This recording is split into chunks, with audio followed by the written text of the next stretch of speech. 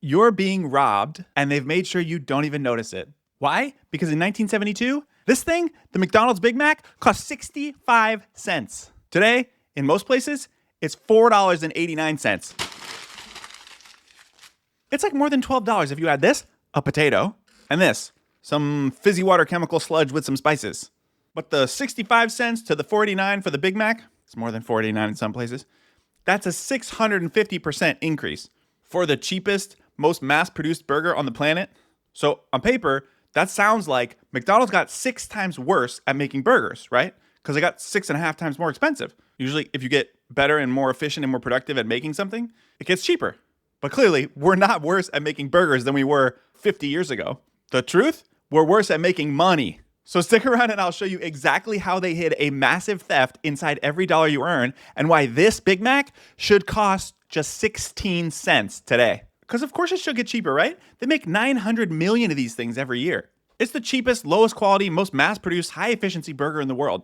150,000 people work for McDonald's. Presumably, at least some percentage of them is trying to increase efficiency, increase productivity.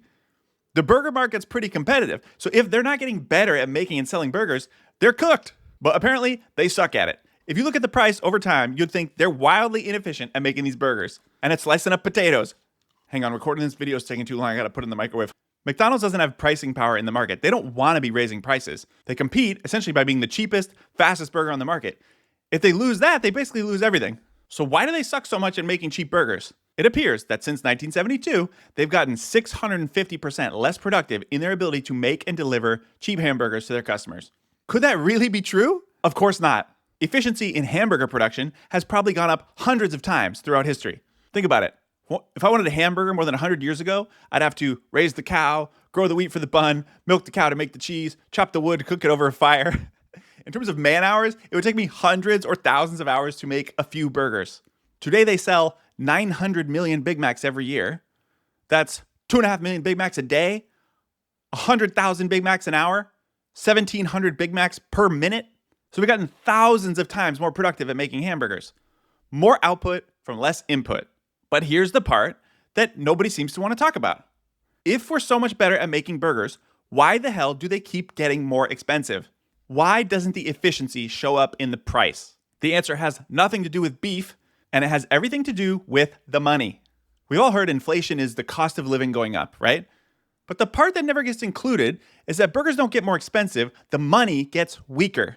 And I can prove it. The unit of measurement where I live, the dollar, is broken. All right, quick cut in. Because I was going through the edit on this, I realized there's a couple parts of the math that I wanted to make sure I got absolutely 100% right. Because the question that I know is going to come up at this part, I can already hear people saying, well, yeah, Big Macs cost more today, but wages have also gone up too, so it evens out, doesn't it? Well, here's the answer, because these are the real numbers. Since 1972, the Big Mac, again, the cheapest, most mass-produced burger on the planet, went from 65 cents to $4.89, so about 7.5 times more expensive. And yes, to be fair, wages went up too. But to really highlight the comparison, in 1972, median household income was about $9,000. Today, it's around $75,000. And that's about an 8x increase in income. So yeah, technically you can buy a little bit more Big Macs per hour of work than you could in 1972. But the real problem is that the overall money supply didn't just go up 8x, it went up 30x. So even though your paycheck nominally is a little bit bigger, your share of the total money pie shrank. They've printed so much new money that of course they had to multiply your paycheck just to keep you barely treading water.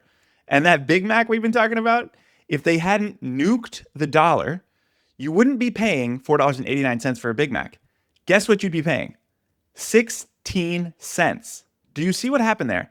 The Big Mac went up 7.5x, your wages went up 8x. You think everything stayed the same. But what they actually did was erase the deflationary productivity gain of Big Macs getting cheaper and easier to make. If the money supply stayed fixed, that Big Mac would cost 16 cents.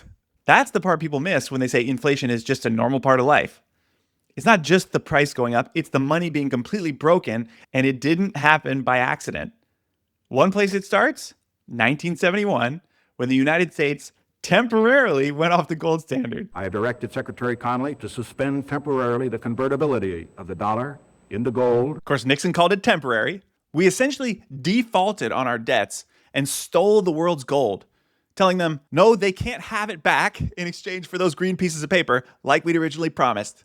So that happened in 1971. And if we stick with our 1972 comparison, the M2 money supply in the US was about $717 billion total.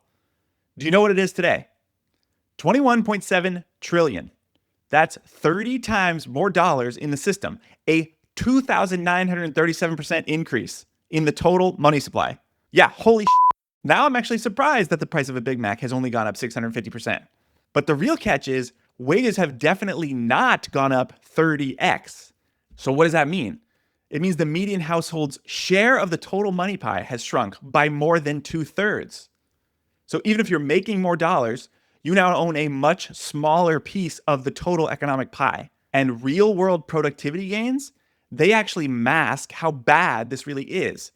Because we've 30x'd the money supply, but the cost of a Big Mac has only gone up 7.5 times. Not all of that inflation has hit the Big Mac price because we've gotten radically better at making hamburgers. But what if the dollar had stayed fixed? Or what if we had a sound money?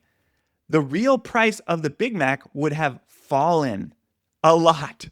Imagine if we hadn't nuked the money supply, how cheap burgers would really be. A Big Mac today would not cost $4.89. It would cost 16 cents. That is the world we could be living in. The utopia of sound money, where prices fall as technology improves and productivity increases. Instead, we live in a system where money printing steals those gains from you. And this, damn it, is why we Bitcoin. Not to get rich, but to stop from getting robbed. The hidden theft is not just the higher prices. It's the erasure of all productivity gains that should be making prices fall. The progress that you should have felt in your pocket never reached you. It gets inflated away. If productivity goes up and the real cost of living goes down, you get to share in those gains. Because with sound money, like Bitcoin, they cannot create more Bitcoin. They cannot debase your wealth. They cannot debase you. And if you find this stuff interesting and you want to learn more about how the manipulation of money is stealing from you, you're going to love this video right here where I expose why CPI is a scam designed to underreport true inflation and gaslight you at every turn. As always, never forget, Bitcoin's inevitable.